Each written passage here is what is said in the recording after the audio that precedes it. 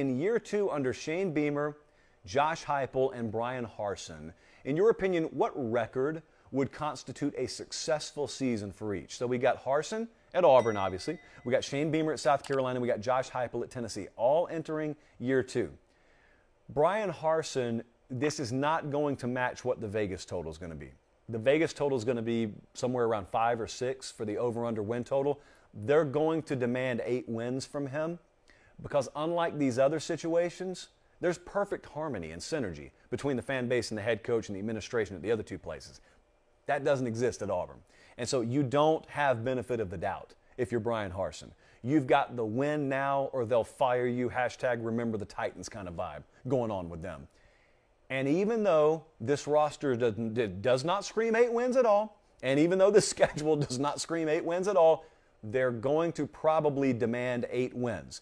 If they go 7-5, I think the conversation around the program will be at such an irrational point that there will be no coming back from it. So 8 wins probably minimum is what I would need to feel somewhat safe for Bryan Harsin.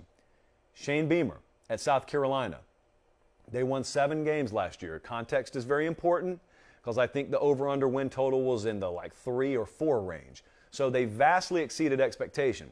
That's great. Here's the dangerous part. The dangerous part is the next logical step in anyone's equation is, well, now you have to do at least that, right? And to mark progress, you have to do 1 better than that, right? That's why the answer is 8-4. 8-4 is what he's going to need, he being Shane Beamer, to prove a success this year in the eyes of those who matter. I'm of the opinion there are many paths here where a 7-win season is a success. Because South Carolina does not have the easiest schedule in the world. They've always got Clemson at the end, so they don't have the 4 cream puffs that some teams can afford to dial up with 4 W's penciled in already. They got Georgia State in week 1. They go to Arkansas. I'm just going to tell you where they'll probably be an underdog. They'll be a dog at Arkansas. They'll be a dog to Georgia. They will possibly to likely be a dog at Kentucky. They'll be a dog at home against Texas A&M. They will, in all likelihood, be an underdog at Florida. They may very well be a dog at home against Tennessee, although that's way too far off to count. And they'll be a dog at Clemson. I counted that on my fingers.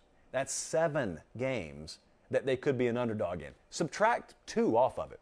Let's just go best case scenario, point spread wise. They're still a dog in 5 games. You know what 12 minus 5 is? Stats and info, it is 7. That's how I get to my 7 wins, still being a successful season take. That's a tough schedule to win 8 games against.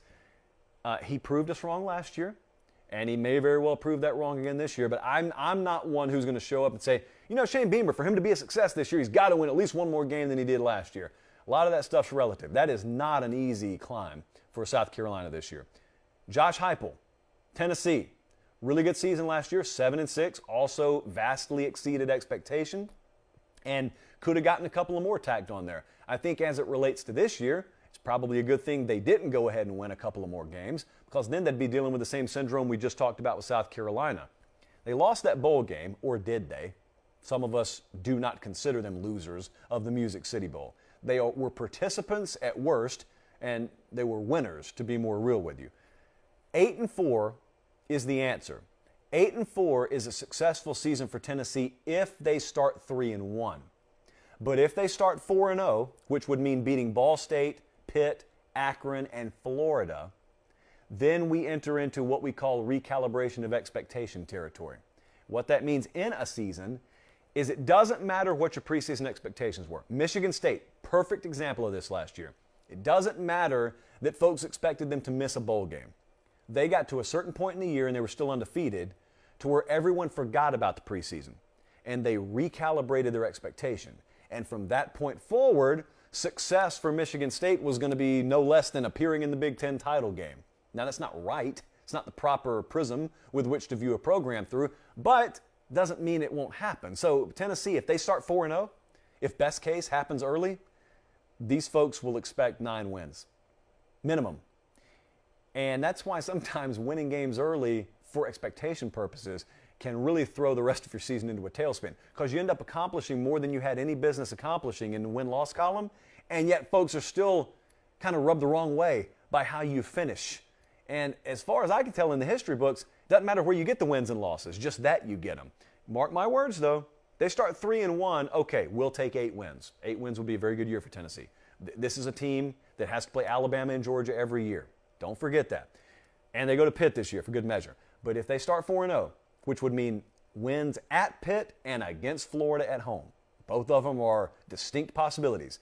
If they start 4-0, no one cares about what their preseason best case, worst case, most likely is. They totally recalibrate that prism. Totally recalibrate it. Use the word prism way too much there, but that is how I see those 3 programs.